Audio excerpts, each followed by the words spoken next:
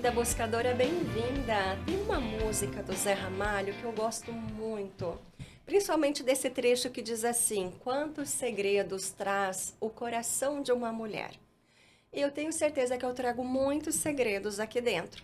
Alguns eu estou descobrindo, outros já não são mais segredos, mas tem outros que estão aqui em esconderijos muito profundos dentro do meu coração. E no teu coração? Há muitos segredos que você esconde de você mesma, dores que você nem quer relembrar, traumas que ficaram meio que perdidos lá atrás, mas não estão perdidos? Esse é o tema do nosso podcast de hoje. Eu estou aqui com duas convidadas muito especiais. Vou começar apresentando a Angelita Lombardi Divino, que é terapeuta, professora de yoga, uma alma cantante. Eu sinto que vamos ter músicas hoje aqui, ó, nesse ambiente. Seja muito bem-vinda. E também a Sheila Ferreira, que é médica psiquiatra, terapeuta. A gente já gravou um podcast juntas, as três. E mais do que isso, nós três somos as autoras, né? Parte aí desse grupo das autoras do livro A Jornada da Buscadora. Uma jornada incrível para a gente olhar o feminino ferido e transformar as dores em força. Então vamos começar falando sobre isso. Angelita, eu vou começar com você. Há dores que a gente esconde do nosso, de nós mesmas, né? No nosso coração. Há dores. Muitas dores. Muitas, sabemos que são Muitas dores. muitas. A gente seleciona, coloca algumas na gaveta e trabalha com algumas no tempo oportuno. Uma das dores que eu vejo assim muito nos meus atendimentos é a comparação. As mulheres se comparam muito com outras mulheres. E ao invés de eu perceber a minha essência sagrada e colocar para a vida aquilo que eu sou, eu fico olhando para outra mulher. Nossa, mas como que eu faço isso tão bem quanto ela, né? E eu falo assim, que a outra mulher tem que ser inspiração e não copiação. Isso me veio há muito tempo, assim, trabalhando com mulheres, há uns 2 anos. Porque, assim, eu posso me inspirar em você, mas qual é o meu jeito, a minha essência sagrada de fazer aquilo que é meu para manifestar na vida? Porque quando a gente copia alguém, a gente vai até um determinado ponto. Aí depois você vai sentindo que você vai ficando drenada, que a energia vai acabando. Por quê? Porque eu não estou sendo eu. Eu quero me comparar. Quero fazer o que a outra faz. Cópia não é autenticidade. Isso E aí. a autenticidade tem aquele gostinho, né? Tem aquela coisa especial, aquele brilho. Porque é algo único, algo só teu. Tem A cópia, leveza. a cópia é meio que você também tenta se encaixar no outro. Uhum. E a gente está nesse momento mesmo, né? De parar, de se diminuir para se encaixar nas pessoas, nos padrões. Sheila, e você? Que dor você acha que nós escondemos de nós mesmas? Nossa, muitas dores. Então, quais dores, né? Vamos pôr no plural. Ai, meu Deus, quais dores, bastante, né? Vamos pensar. Eu acho que essa dor da gente não ser suficiente é uma das dores que a gente guarda aí, né? Que a gente esconde, porque a gente acha, e tem a ver, né, com o que a Angelita falou também, você não achar que você é suficiente para tal coisa. Então, eu não sou suficiente como mãe, eu não sou suficiente como esposa, eu não sou suficiente como profissional. Isso diminui muito, né, a mulher, diminui muito o seu feminino. Você fica sempre numa questão de ir atrás, de ser melhor, né, suficiente para isso, ou suficiente para aquele relacionamento, o que eu acho triste demais, né? Porque você não tem que ser suficiente para nada, né? Você tem que ser você tem que ter essa sua essência, buscar essa tua luz interior, né? E saber valorizar isso, né? Valorizar você mesma, né? E ser para os outros essa essência, ser para os outros alguma coisa que não te diminua, mas que te valorize, que seja, né, compartilhado, né? Não precisa ser suficiente para ninguém, que te acrescente, isso mesmo. Então, acho que é uma das dores, assim, que a gente deve trabalhar, né? Não esconder, né? Vamos trabalhar com essa dor. Vamos olhar para ela. E começa a ficar leve quando a gente tira o véu, né, de ilusão, quando a gente traz à tona. Isso. Porque a gente vai vendo que todas nós temos dores muito parecidas.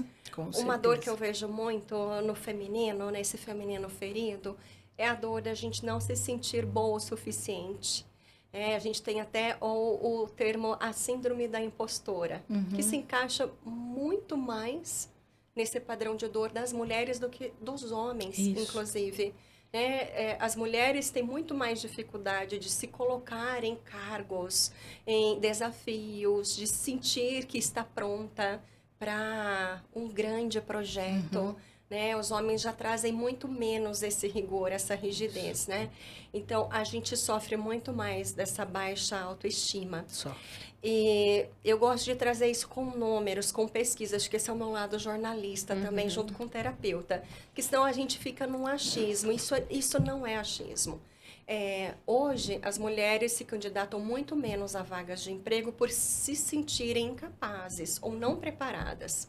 Essa dor afeta muito menos os homens. Essa síndrome da impostora, ela foi inclusive pesquisada por uma universidade americana, a Universidade da Geórgia. E o que essa pesquisa comprovou?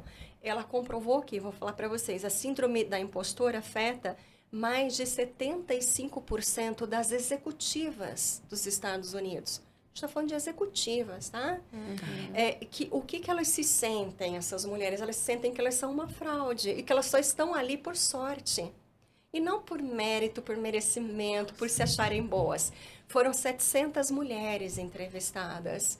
56% delas, ou seja, mais da metade, tem medo que as pessoas ao redor, o seu grupo de trabalho, perceba que elas não são tão capazes quanto a empresa espera dela. Então, elas vivem nessa síndrome da impostora, nesse medo de ser insuficiente ou nessa insegurança, caladas.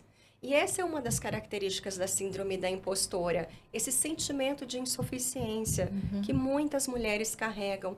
A crença de que o sucesso, ele não é merecido, ele é sorte. Eu dei sorte. Isso. Olha, tudo aconteceu para que isso acontecesse. O medo de que os outros descubram de que, nossa, no fundo, eu não sei se eu sou capaz. Eu tenho medos, eu tenho incertezas. Essa dor que nós escondemos de nós mesmas e das pessoas ao nosso redor é uma dor muito, muito profunda.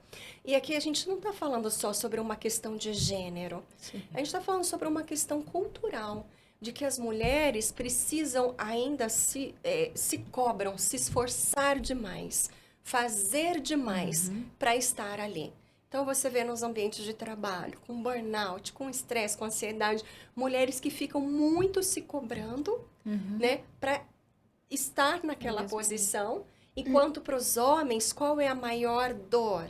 É que eles não percebam, ninguém perceba as fraquezas. Então, eles estão sempre se colocando como prontos, empoderados, se colocando nos desafios e nós nos escondendo. E é essa dor que eu percebo que ela ainda é muito escondida, que a gente precisa olhar para elas. Em algum momento, agora eu vou provocar aqui, tá bom? Vocês permitem? Em algum momento, vocês já se pegaram em alguma situação com esse medo, com essa questão da impostora? Esse silêncio às vezes revela o quanto a gente esconde, né? O quanto às vezes a gente fala, ixi, será que em algum momento eu não me achei boa o suficiente? A gente tem muito mais necessidade de se provar, né? Que é suficiente, que dá conta. Eu tive experiências bem consideráveis, porque eu entrei na universidade para ocupar um cargo de coordenadora executiva. Mas a coordenadora executiva também trabalhava com professores. E eu, um ano depois, acabei me tornando também professora universitária, mas eu tive que ter muita força para me posicionar e dizer que aquela coordenação que eu estava assumindo, sim, independente do cargo ou função, mas tudo que eu tinha que fazer, o esforço era adicional. Agora, pensa numa mulher, gente. Vamos trazer aqui a realidade de uma mulher, que a gente às vezes é tabu, não quer falar. Mas assim, a gente tem processo de TPM, A gente tem climatério, menopausa, você tá numa reunião super firme com tudo acontecendo dentro de você, né? Nos estudos de ginecologia natural, a gente sempre fala assim, que se realmente a mulher fosse vista como mulher, como portal, e não tô aqui excluindo o divino masculino, a gente seria mais respeitada nesse momento do processo que você tá na lua, que você tá menstruada, isso tem que ser dito. Porque até no processo que a gente está gestando, você ganha um bebê, você recebe uma vida, você tem lá, agora que as empresas estão dando 6 meses, é 3 meses, você tem que estar lá, gente. E não querem saber se você está no processo que a gestante tem, que a gente fica, né, esquece algumas coisas. Não querem saber, você tem que estar ali. E quando você tem uma ideia de um projeto, ou alguém superior a você, ou alguém... Não, e não estou falando só de mim, não, de pessoas que eu atendo. Não, projeto, mas por que mulher não tem ideia? Mulher não é criativa? E isso incomoda, porque a gente tem, sim, muitas ideias, muitas criações. Não por acaso temos um portal no nosso corpo, né? Ótimo, perfeito. Acho que você trouxe ainda dores bem profundas, o quanto a gente precisa. Mais uma vez a gente falou já disso, estar nessa mulher forte. Afinal, por que tantas mulheres desacreditam de si mesmas? Onde que está esse aprendizado, né? Essa coisa, essa dor tão grande? Por que as mulheres precisam atestar a sua competência o tempo todo? Porque qualquer deslize... tá vendo? Olha, é por isso. Porque tem altos e baixos, porque tem os hormônios, porque isso e aquilo. Em que momento a gente pode simplesmente trazer muito mais leveza e não precisar ser a perfeccionista, a super-heroína, a que dá conta de tudo? Sheila, você, como é que você vê isso tudo? Principalmente trazendo também a tua bagagem, né? De terapeuta, de médica, psiquiatra. Então, já me vi também em várias situações não me sentindo capaz, né? Então, mas será que eu sou capaz disso? Eu vou conseguir dar conta disso? E muitas vezes é no trabalho, né, que a gente acaba se achando insuficiente, não capaz de. E até também como mulher, como mãe, né? Também nesse sentido, quando eu tive meu filho, eu me senti muito incapaz. E eu era muito responsabilizada por isso, porque tinha um companheiro na época, que é o pai do meu filho, e que reforçava isso. Que eu tive um filho que não era o filho que eu esperava ter, né? Então, assim, eu tenho um irmão que é especial, tenho um sobrinho que é especial, os dois têm autismo, e ele achava que eu estava esperando que o meu filho fosse, e sim, eu já tinha falado isso, que talvez meu filho fosse também, né? Então, o que ele reforçava em mim era isso, assim, ó, você esperava um filho menos e você teve um filho mais, e você não sabe lidar com teu filho. Então, isso foi uma coisa muito difícil para mim, para lidar, assim, até o meu filho ter 2 anos de idade, eu fui uma mãe muito culpada. Muito culpada, imensamente culpada, me sentindo incapaz de ser essa mãe, né? E daí colocaram meu filho no berçário, porque, né, a gente tem que retornar do trabalho logo. Foi muito dolorido. E daí ele ficava o dia inteiro no berçário e quando ele começou a entender um pouquinho mais as coisas, com 6 meses, 7, ele chorava muito para vir comigo quando eu ia buscar, porque ele queria a dona do berçário, que era uma senhora e que cuidava a maior parte do tempo dele. Então, era muito duro, porque nós dois vínhamos chorando para casa, ele na cadeirinha e eu na frente, sempre chorando, porque eu era incapaz. Eu pensava, meu Deus, que tipo de mãe que eu sou, que espécie de mãe que eu sou, que essa criança não quer vir comigo, né? E quando ele fez 2 anos de idade, eu disse assim, chega, eu não posso mais ser culpada, né? O que esse menino tem de errado? Ele não tem nada. Ele é saudável, né? Ele não precisa, ele é coradinho, ele é bonitinho, ele é cuidado de todas as formas. Muitas cobranças, né? Aham, Se tá tudo então, certo, quase um checklist. não, isso, bem isso. E daí eu falei, não, chega, eu não vou mais me culpar por nada, né? Eu vou parar com isso. E foi, assim, uma beleza, assim, foi uma reviravolta na minha vida, porque eu parei de ter que ser uma mãe, assim, mais do que suficientemente boa, né? E daí isso, para mim, foi um peso enorme que saiu das minhas costas e eu pude levar isso para minha vida profissional também. Então, parar de me cobrar, eu não posso salvar o mundo, né? A gente não pode salvar o mundo, a gente pode ajudar e também ajudar quem quer ser ajudado, né? Você citou e trouxe aí, né? Vocês duas trouxeram aí temas que tem muito a ver com esse útero feminino, que é o maternar de diversas formas, maternar um filho, maternar um projeto, maternar uma vida, maternar sonhos, e que muitas vezes esse útero esconde a sensação de ser incapaz. Ou a dúvida, será eu mesma capaz de assumir tudo isso?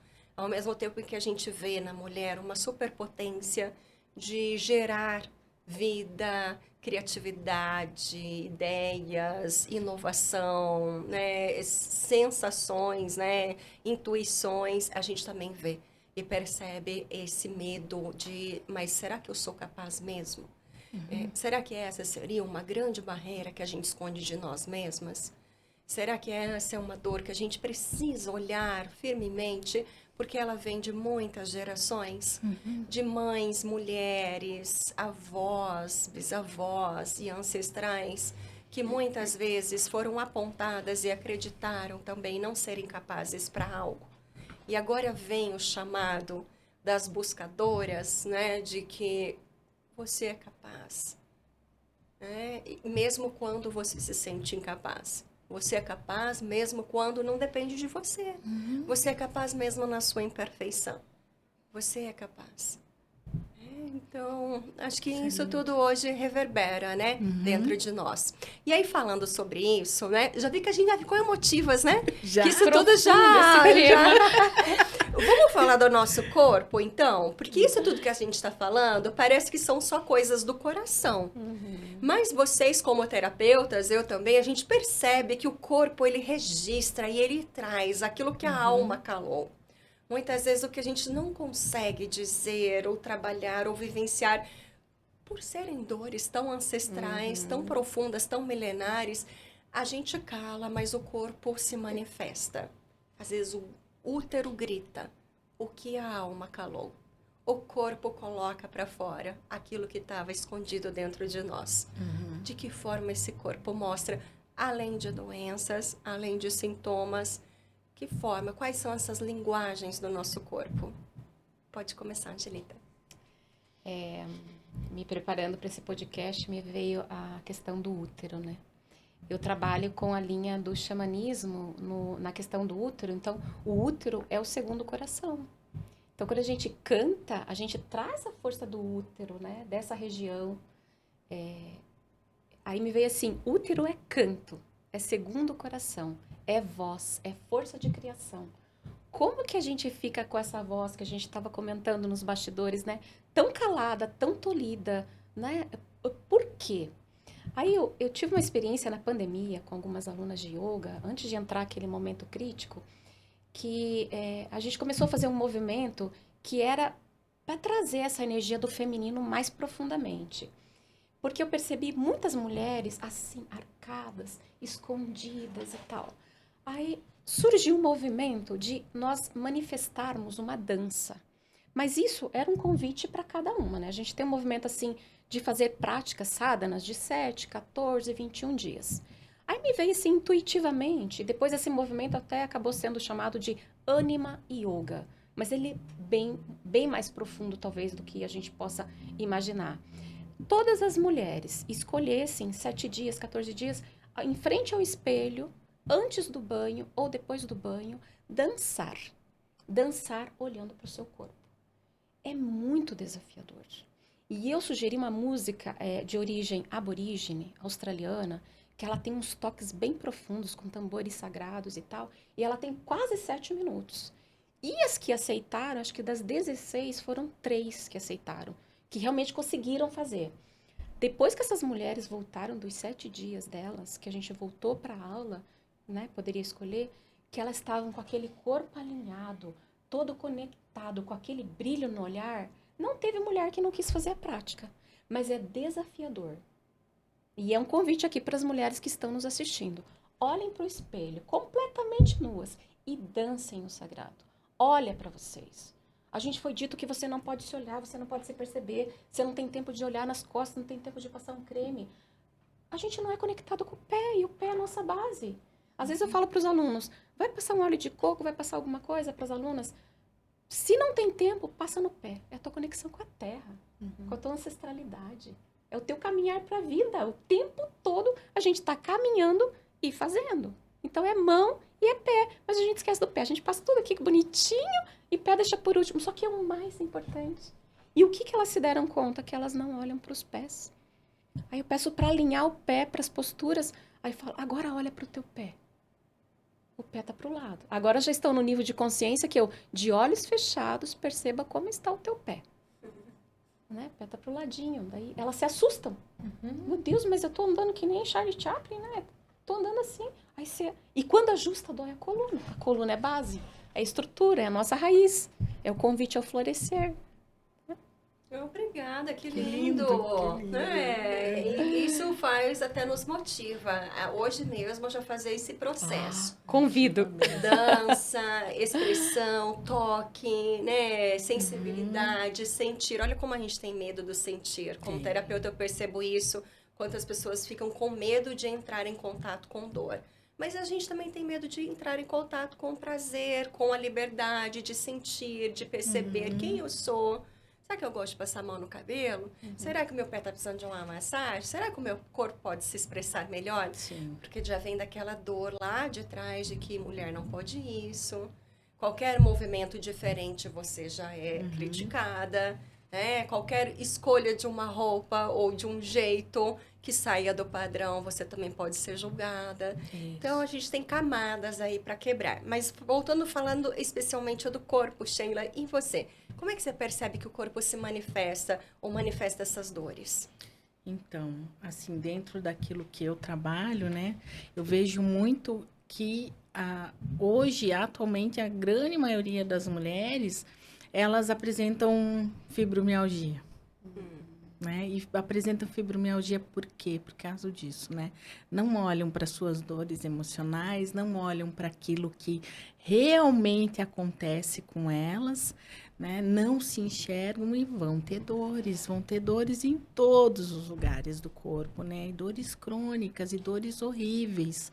E quando não passam disso ainda sem olhar, sem se perceber, sem se acolher nessa situação. Daí vem as outras doenças, vem doenças mais graves e até muitas vezes alguma doença que as paralisa mesmo, assim. Né? Então, já vi mulheres que tiveram crises convulsivas, já vi mulheres que tiveram paralisia total de algum membro porque não se olharam, né? Porque não se perceberam, né? E isso é muito sério, né? Porque eu sempre digo, né? A dor que ela começa em algum lugar do corpo é para a gente olhar, né? Então, se eu tô com uma dor no braço, eu posso olhar para essa dor no braço, eu devo olhar, né? O que eu tô fazendo? Por que essa dor está acontecendo? Tem alguma coisa de errado?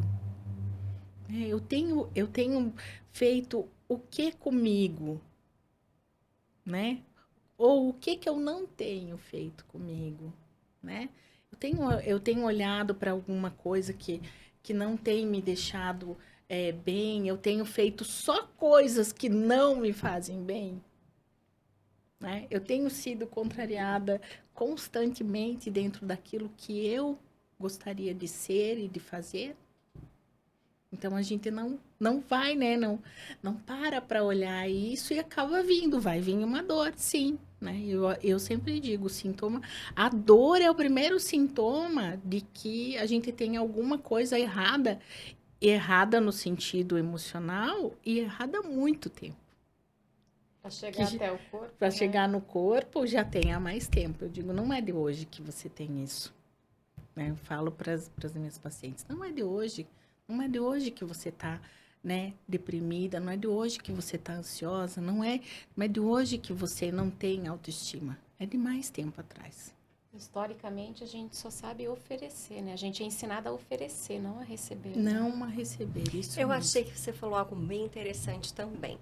A dor crônica, ela tem uma história, ela tem memórias, Sim. ela tem padrões, Uhum. ela vai se colocando, se manifestando com o passar do tempo. Muitas vezes essa dor surgiu há tempos lá atrás e você nem teve atenção para olhar e entender aquele chamado daquela cura. Isso. E aí ela vai se manifestando, manifestando, manifestando. E acho que o nosso papel, né, de buscadoras e terapeutas de alma também é ajudar que a pessoa perceba essa dor além dessa aparência do físico, além da manifestação física. Isso. Porque a dor, ela tem camadas. E muitas vezes algo adoeceu muito mais cedo do que a gente imagina. Isso. E pode ter uma memória lá tão antiga e tão mais conectada ao teu coração do que você pode imaginar. O Bert Hellinger dizia, né, que muitas vezes o nosso corpo adoece para que o amor volte a fluir e a florescer dentro de uma família. O que isso representa, né? Que o sintoma, ele está à disposição de uma cura maior. E que é que a cura desse amor, do amor próprio, do amor para com a vida, do amor para com a história, do amor para com a sua origem. Eu acho tão interessante quando eu atendo uma dor crônica, que aqui não é só física, mas é muito emocional, é a dor de sentir que o teu nascimento foi um erro, foi um fracasso. Isso eu atendo muito, muito, muito. As pessoas não chegam necessariamente com esse tema, mas numa conversa, numa terapia, numa sessão de constelação, eu percebo que muitas de nós carregamos essa dor de que o meu nascimento não foi um fruto de um amor, ou de uma bênção, de um planejamento, porque dentro de nós ainda existe uma dor crônica muito profunda da nossa criança, de que quando eu chego, eu não trago só alegrias, eu também trago peso, eu também trago desafios, eu também acabo atrapalhando alguns sonhos ou projetos dos pais. Para a criança é muito difícil lidar com tudo isso. E essa é uma dor crônica que a gente vai carregando. A dor de que, ao mesmo tempo que o meu nascimento é uma grande potência, ele também traz uma desestrutura necessária para um pai que surge, para uma mãe, para uma família. Então, eu já vou entrar nesse tema agora, mudando um pouquinho, falando sobre as nossas crianças. Esses traumas, essas dores que nós trazemos dentro da nossa criança interior e que muitas vezes vão se manifestar depois numa dor física e muitas vezes em questões emocionais. Essa criança que vem ao mundo com uma grande expectativa e também com grandes expectativas em cima dela. Até que ponto a cura da nossa criança é tão importante e eficiente para o nosso despertar? Eu já vou dizer que é total, né? Mas quero ouvir de vocês. Quanto a cura da nossa criança é importante? Nossa, eu acho que para trazer o encantamento da vida, a gente tem que olhar para a nossa criança interior, né? É um grande chamado, assim, além do reconhecimento e honra a pai e mãe, olhar para essa criança para poder ter alegria no dia a dia é extremamente profundo. E eu acho que a gente só consegue olhar para a criança quando a gente consegue se colocar. Uma vez eu ouvi assim de uma amiga terapeuta, ela falou, primeiro eu, segundo eu, terceiro eu. E eu fiz uma associação, falei, gente, é isso mesmo. No xamanismo a gente fala assim, primeiro eu céu, primeiro eu terra, primeiro eu coração. Porque eu consigo conectar a espiritualidade, conectar a terra, que é a força de estar aqui, e trazer o equilíbrio no coração, se eu estou conectada com a minha criança, senão tudo fica pesado. para eu trazer essa alegria, eu tenho que estar conectada com a minha criança. E para eu trazer a menina, a mulher, a anciã, a donzela, né? Nós que estamos nesse movimento agora da mulher para anciã, se a gente não olhar para essa criança, a gente não consegue ser feliz e envelhecer com alegria, né? Tem muito um tabu que o envelhecer é agora você tá descendo a escada. Gente, eu tô vendo assim que agora, segundo ato, é o momento de viver aquilo que a gente não permitiu antes. A energia do método Haha é tão boa, tão gostosa, que aqui no estúdio a gente já quer fazer todo o processo. Babalu pediu colo, já quer participar do nosso podcast também. Ó, a gente está chegando ao finalzinho do nosso podcast. Deixa eu dar 2 recadinhos antes. Falar que esse método todo que a Angelita trouxe aqui tá no livro dela, Fragmentos de Reconexão. E que muito do que a gente está dizendo aqui está no nosso livro, A Jornada da Buscadora. E se você ainda não conhece essa jornada linda e sagrada, então entra no nosso site, que é o www.ajornadadabuscadora.com.br. Ali está dizendo como que você pode conseguir o seu livro, como é que você pode fazer os exercícios com a gente, como é que você pode se conectar com cada terapeuta aqui, né? Então vai ser muito lindo ter a tua participação. E aí, Sheila, nessa jornada, qual dica você pode dar? Como começar a abrir esse caminho de cura? Então, autoconhecimento, né? Autoconhecimento é tudo. E a gente pode de várias maneiras, né? Com várias terapias, as que eu, em particular, né, faço. Então, é a medicina biofal, que é um método que ajuda, que amplia, porque faz uma cura de dentro para fora, não é uma cura sintomática simplesmente, né? Eu trabalho também com PNL, né? Eu faço... comecei no início de terapia, eu fazia terapia cognitivo-comportamental. Hoje eu já acho que ela é um pouco limitada, mas para quem não tem nada, às vezes dá para começar, né? Tem que começar por um princípio, tem que ir lá, né? Num comecinho.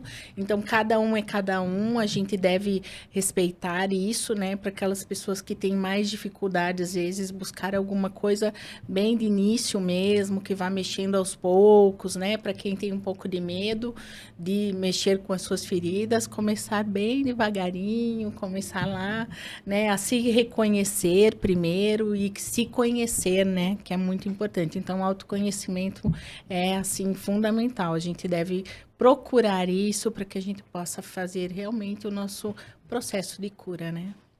A jornada de cada um é única, né? Os Com caminhos, certeza. cada um vai escolhendo conforme isso permite no coração, conforme a essência. Mas é uma jornada que vale muito a pena. Com certeza. Né? Não só nós estamos ganhando, mas até as pessoas que estão ao nosso redor. Muitas vezes uma mudança nossa atinge todos, Isso. somos fonte de inspiração. Quando conseguimos transcender algumas dores, somos quebras de padrões para o nosso sistema familiar. Né? Quando mostramos que é um caminho novo a ser seguido. Né? E aí eu vou até encerrar, então, dizendo que nessa jornada, como a gente diz, né, a jornada das buscadoras, ela não é uma jornada que ela tem um início, um meio, um fim, e que ela nem tem um caminho já predestinado, ela é uma jornada única, porque ser buscadora é realmente ser aquela que vai ousar sair do padrão de repetição, que vai ousar ouvir a sua essência, ser a sua verdade, que vai ousar começar a perceber, será que esses relacionamentos que eu estou trazendo aqui realmente são os relacionamentos que casam com a minha alma? Então, é uma jornada única, sua. Respeite, acolha, viva a tua jornada, de uma forma assim que ninguém diga o que você tem que fazer. Você pode ter, sim, indicações dos terapeutas de vários caminhos, mas que principalmente o seu coração saiba guiar o teu processo. Bom, gente, adoraria continuar aqui, mas a gente vai ter que encerrar. Uma frase final para a gente terminar o nosso podcast de hoje? O corpo é o lar que habita a nossa alma. Então, praticar a escuta amorosa e a fala em oração, primeiramente conosco. Acho que fica esse convite, que é um estado de meditação em ação com a gente. Obrigada pela sua participação. Que lindo ter você nessa jornada conosco. Grata. Sheila, você uma frase final? Então, procure a cada dia ser a sua melhor versão. Eu acho isso muito bonito, né? A gente levantar e procurar ser a nossa melhor versão. Ok, muito obrigada. Também é muito bom ter você nessa jornada das buscadoras.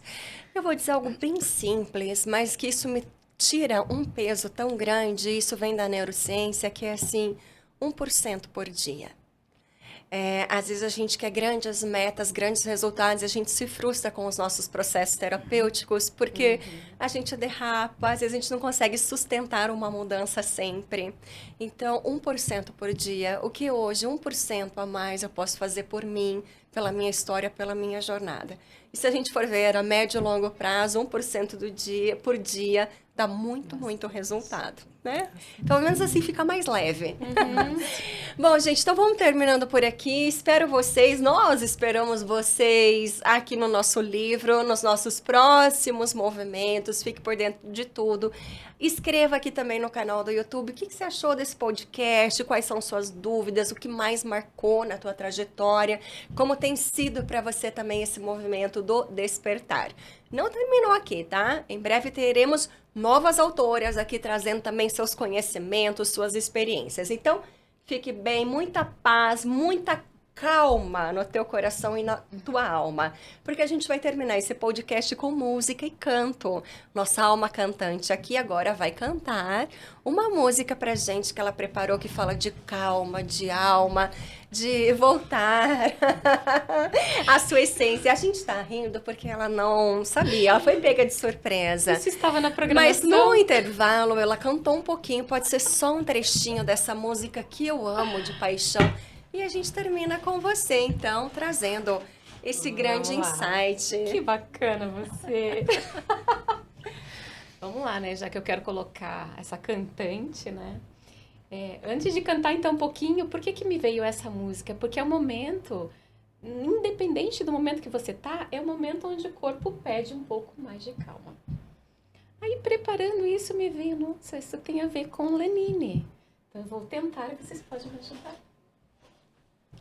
Mesmo quando tudo pede um pouco mais de calma, até quando o corpo pede um pouco mais de alma, a vida não para.